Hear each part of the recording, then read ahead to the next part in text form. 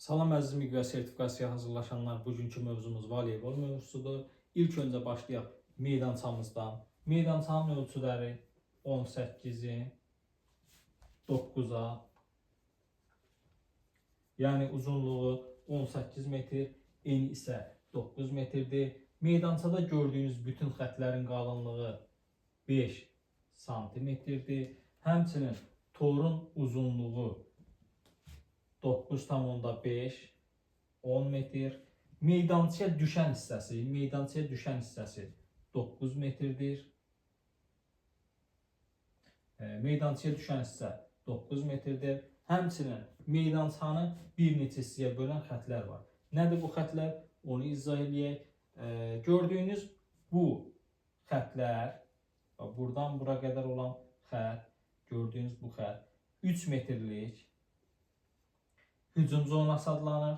Bu hissədə isə 6 metrlik müdafiə zonası adlanır. Yenə deyirəm, bu oldu bizim hücum zonamız, bu oldu bizim müdafiə zonamız. Müdafiə zonanın oyuncuları 1, 6, 5 nömrəli oyuncular, hücum zonasının oyuncuları 4, 3, 2 nömrəli oyuncular hesab edilir. Həmçinin torun uzunluğu, hündürlüyü yəni kişilərdə 2,43, qadınlarda isə 2,24.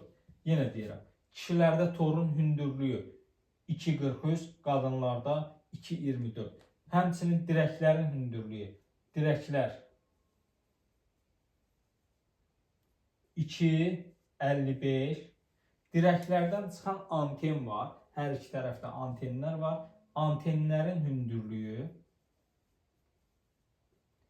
1,80 santimetr. Heyətimizlə tanış olaq. Heyətimiz 6 əsas, 6 ehtiyat olmaqla 12 nəfərdən ibarətdir. Digər idman oyunlarında olduğu kimi bizim 6 ehtiyatımızı gətirməyimiz məcburi deyil, amma 6 əsasımızı mütləq gətirməliyik meydana. 6 ehtiyatı gətirməyə bilərik. Hətta biz 3 ehtiyatla da gələ bilərik, 1 ehtiyatla da gələ bilərik, 2 ehtiyatla da gələ bilərik. Amma 6 əsas meydana çıxmalıdır. Oyunun başlaması üçün 6 nəfərimiz meydanda olmalıdır. Bəs yaxşı, sual çıxır ortaya. Bizim 6 yox, 5 ilə çıxa bilərikmi? Biz 6 yox, 5 ilə çıxa bilərikmi? Xeyr. Əgər biz 5 nəfərlə meydana çıxarıqsa və ehtiyatda oyuncumuz yoxdursa, gətirməmişiksə, heyəti bərpa edə bilmiriksə, bu zaman 3 dəqiqə gözlənilir. 3 dəqiqə ərzində biz heyəti bərpa edə biləriksə, 6 nəfər bərpa edə biləriksə, oyun davam edir. Yox, bərpa edə bilmiriksə, bu zaman oyuncu, komanda uduzmuş sayılır, texniki məğlubiyyət alır. Həmçinin başqa bir texniki məğlubiyyət üsulu da var. Belə ki, biz 6 nəfərlə çıxdıq oyuna, oyun gedir, oyunun gedişatı zamanı bizim oyunculardan biri zədə səbəbindən və ya da başqa bir səbəbdən oyunu tərk edərsə, bu zaman hakim yenə 3 dəqiqə gözləyir. Əgər 3 dəqiqə ərzində yenə heyət bərpa olunmazsa, yenə də texniki məğlubiyyət alırıq. İndi isə keçək setlərə başlayaq. Setlər neçə setlə oynanır? Başlayaq. Oyun 5 setdən ibarətdir. Minimum 3, maksimum 5 setdən ibarətdir. İzah edirəm. Birinci set, ikinci, 3, 4, 5 set. Və setlər arasında fasilə 3 dəqiqədir. Hər bir set arasında fasilə 3 dəqiqədir. Hər birində 3 dəqiqə fasilə verir. Fasilə verir, ya bu time-out deyil. Time-out da var. Time-out nədir? Time-out hər setdə 2 dənə 30 saniyəlik. Yəni birinci set bitdi, birinci setin daxilində biz time-out götürə bilərik. İkinci setdə götürə bilərik. Hər setdə ümumi hər komandaya 2 dənə, yəni bir setdə 4 taymatdan istifadə olunur. İkisini biz, ikisinin rəqib komanda. Vaxtı da 30 saniyədir.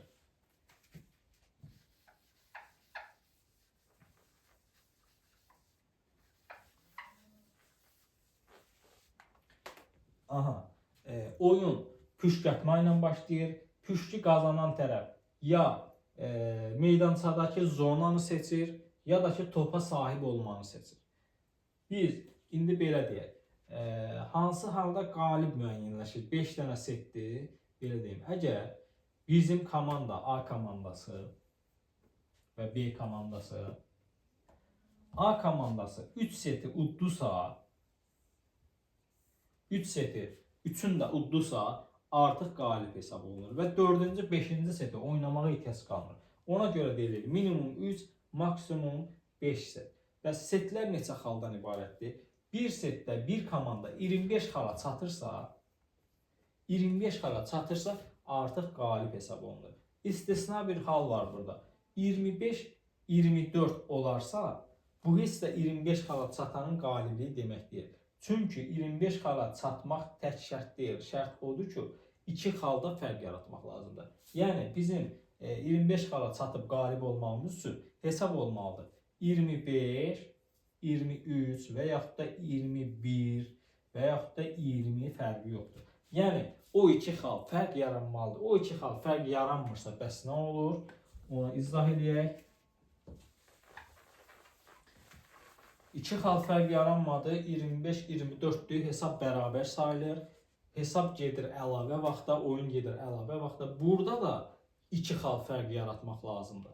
Burada da 2 xal fərq yaradana kimi, 30-cu xala kimi, 29-cu xala kimi belə gedir. 2 xal fərq yaradan, artıq 29-cu xal da bərabər olarsa, 30-cu xala çatan qalib olunur. Orada 1 xal fərq yaradan qalib hesab olunur. Orada da yenə 2 xal fərq yaradaraq çatmaq olar. Amma əsas məsələ odur ki, biz əlavə vaxta gedirsə 2 xal fərq yaratmalıyıq. Misal üçün, getdik əlavə vaxta rəqib B komandası, A komandası. B komandası oldu, bir dənə servisdən top atdı, oldu 25, biz də 25'ik. Növbəti də rəqib komanda birində atdı, oldu 26, biz yenə 25'də qalmışıq. Yəni bu da qalib sayılmır. Çünki dedik axı 2 xal fərq yaratmaq. Rəqib yenidən bir xallıq atış elədi. Bu da oldu 27. Artıq 27-25 qalib B komandası hesab olunur. Qısa konkret 2 xal fərq yaradana kimi oyun davam edir. Əgər 2 xal fərq yaratdıqsa biz qalib hesab olunuruq. Bütün setlərdə belədir. İstisna 5-ci set həlledici set hesab olunur. 5-ci setdə 15 xala qədərdir. 15 xala çatan qalib olur. Amma 2 xal fərq yaratma 5'də də var ha. Yəni 5'də də 15 xala çatdınsa qalib sayılmırsan. O halda qalib sayılırsan ki, rəqibin də 13 olsun və yaxud 12 olsun, 11 olsun. Bu halda biz qalib hesab olunuruq. 5-ci set tiebreak adlanır, həlledici setdir. Bəs yaxşı, ümumi setlərdə qaliblər necə müəyyənləşir? Dedik ki, ilk 3 seti qalib olan ümumi nəticədə qalibdir. Bəs yaxşı, məsəl üçün deyirəm, biz 2 seti udmuşuq. Növbəti 2 seti də rəqib udub. Hesab necə olur? 2 set onlar uddu, 2 set biz udduq. Gəldik həlledici setdə. Həlledici seti oynayıb nəticəni əldə edirik. Amma burada xalların bölünməsində bir fərq var. Xallar nə cür hesablanır? Bölüşdürülməsi. Əgər biz oyunu 3-0, yəni 3 seti qalib olmuşuq və yaxud da 3-1 udmuşuqsa, 3-1 udmuşuqsa, bu halda qalib komandaya verilir 3 xal, məğluba verilir 0 xal. Aha, bax yenə deyirəm. Əgər biz 3 setin qalibi isə, 3-1'in qalibi isə, 3 seti biz aparmışıq, 1'in onlar aparıb. Yenə bu halda biz oluruq 3 xal, məğlub 0 xal. Amma hesab 3-2 bitibsə, Yəni ümumi hesab 3-2 bitibsə, 3-2 bitəndə isə artıq xal belə hesablanır. Qalibə 2 xal, məğluba 1 xal. Burada xal azaldıldı, fikir verdiniz. Əgər setdə 3-2 bitərsə, bu cürdür 2 qalibə 2, məğluba 1 xal.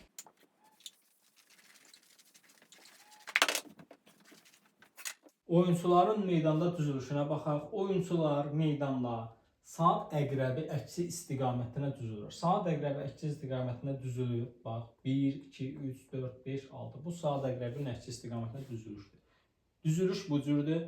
Amma oyun gedişatında yer dəyişmə saat əqrəbi istiqamətinə yer dəyişmə olur. Bəs hansı hallarda yer dəyişmə olur? Biz rəqib səbətindən, rəqib servisindən xal qazanarıqsa, bu zaman bir nömrəli oyuncu keçir 6-ya, 6 keçir 5-ə, 5 keçir 4-ə, 4 3-ə bu formada davam edir. Amma burada bir başqa nüans da var. Bizim liberomuz var. 6 nömrəli oyuncumuz liberodur. Həmçinin rəqibdə də liberonun forma rəngi rəqibdən eyni də ola bilər, rəqiblə fərqli də ola bilər, bizim komandadan da fərqli ola bilər. Bir sözlə liberonun forması və mövqeyi hər bir oyunculardan fərqlidir. Biz deyək 6 nömrəli oyuncu keçir 5-ə. Biz dedik ki, bu ardıcıllıq gedəndə 5 keçdi 4-ə, 5 oldu hücum oyuncusu. Amma liberoda belə bir məhdudiyyət var. Libero hücum zonasında oynaya bilməz. Qaydaya əsasən libero hücum zonasında mövqe tutaraq oynaya bilməz. Mövqe tutaraq nədir? Keçib belə deyim, sıralama ilə sıra çatında 4 nömrənin yerində oynaya bilməz mövqe olaraq. Amma belə oyun gedişatında gəlib buradan top qəbul edə bilər. Yəni bu xətti keçə bilər. Buna icazə verilir. Amma burada gəlib dayanıb orada daimi oynaya bilməz. Bəs yaxşı sual ortaya çıxır ki, yer dəyişmə zamanı növbə liberoya çatanda libero 4 nömrənin yerinə keçməli olanda nə baş verir? Bu halda libero sərbəst şəkildə oyunu tərk edir. Yəni liberonun əvəz etməsi digər oyunculardan fərqlidir. Digər oyuncularda əvəz etməklə bağlı danışmışıq deyil. Bir setdə bizim 6 oyuncumuz əvəzlənə bilər. O şərtlə ki, hər biri bir dəfə. Məsəl üçün 4 nömrəli oyuncu əvəzləndi, bir dəfə küçüyor, onun əvəzlənmə şansı getdi.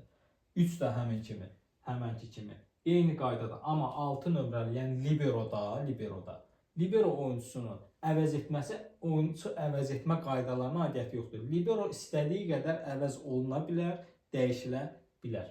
Ona görə də 6 nömrəli oyuncu gəldi 5-ə. Yəni libero gəldi 5-ə.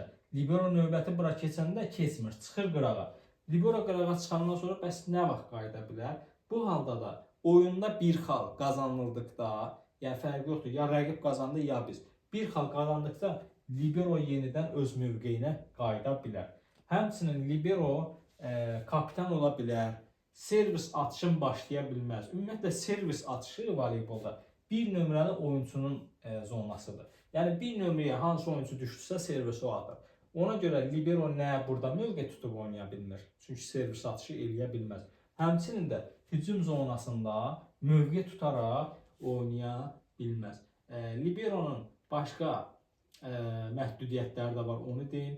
Həmçinin libero blok qurmada iştirak eləyə bilməz. Blok qurma nədir? Setkadan gələn top rəqibin hücumunun qarşısını almaq üçün oyuncular setka qarşısına əllərini tutaraq, tullanaraq blok qurur. Ümumiyyətlə, belə deyək, libero bu zonadan gəlib burada oynaya bilər, top qəbul edə bilər, mövqe tuta bilməz. Həmçinin burada gəlib blok qurmada iştirak edə bilməz, bloka cəhd edə bilməz. Bəs yaxşı, libero hücum zərbəsi vura bilərmi? Dediyimiz kimi, hücum oyuncuları hansıdır? 4-3-2 oyuncular. Bunlar sərbəst şəkildə hücum zərbəsi vura bilir. Tullanaraq və ya tullanmayaraq.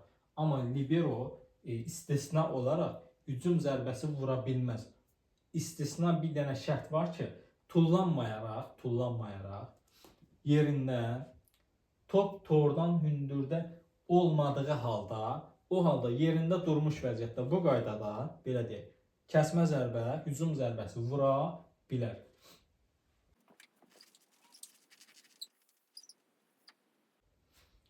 Oyunda neçə cür kart mövcuddur? Ümumiyyətlə voleybol oyunun hakim sayı 10 nəfərdir, 10 nəfər idarə edilir.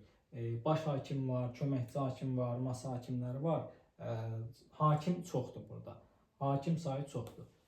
Bəs yaxşı, kartlar neçə cürdür? Bizim oyunda 2 cür kartımız var. 1 sarı, 2 qırmızı. Sarı kart nədir, qırmızı kart nədir?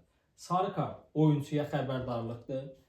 Belə deyək, hansı hallarda verilə bilər? Məsəl üçün bizim servis atışına 8 saniyə vaxt verilir.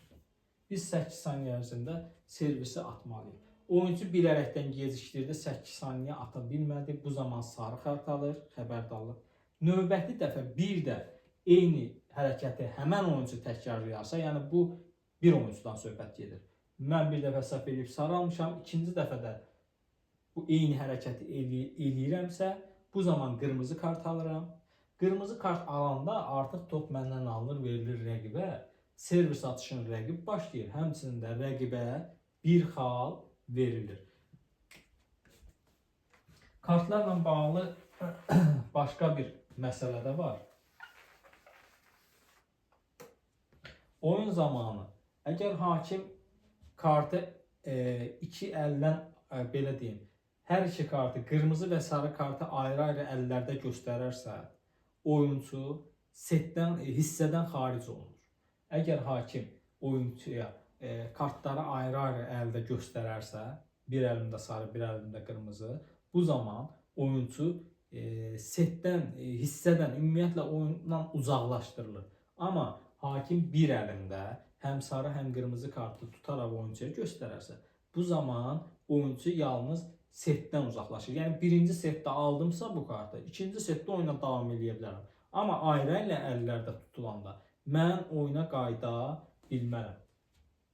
Başlayaq voleybol oyununda, oyunun gedişatında nələr olar, nələr olmaz. Bizim ümumi oyuncuların hər birinə aiddir.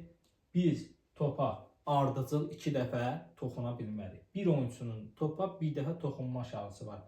Ardıcıllıqdan söhbət gedir. Amma pas qəbulunda mən atdım yoldaşıma pası. O da mən atdı, yenə qəbul edə bilirəm. Ümumiyyətlə voleybolda topa 3 dəfədən artıq toxunmaq olmaz. Bir komandadan söhbət gedir. Belə misal gətirim. Top gəldi 3 nömrəli oyuncuya, 3 pas verdi 2-yə, 2 pası verdi 6-ya, artıq 6 topu ötürməlidir. 4-cü toxunuş olmaz. Əgər 4-cü toxunuş olarsa, bu zaman rəqibə bir xal verilir. Yəni biz 3 toxunuşa topu keçirtməliyik ora. İstisna var, o toxunuş sayılmır. Blokdan qayıdan topa toxunur. Orada 4-cü dəfə də toxunmaq olar, amma o toxunuş kimi sayılmır. Onlar istisna haldır.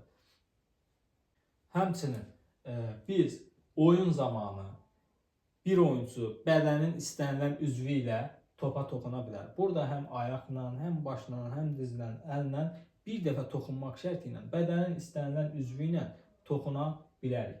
Amma oyun gedişatında bizim əlimiz tora toxunmamalıdır. Əgər oyunçunun əli tora toxunarsa, bu zamanda oyun dayandırılır və bir xal rəqibə verilir. Ümumiyyətlə voleybolda xallar ralli deyə hesablanır. Yəni xala ralli deyirlər. Xal da demək olar ralli, amma testlərdə daha çox ralli kimi qeyd olunur. Yəni bir ralli verilir rəqibə.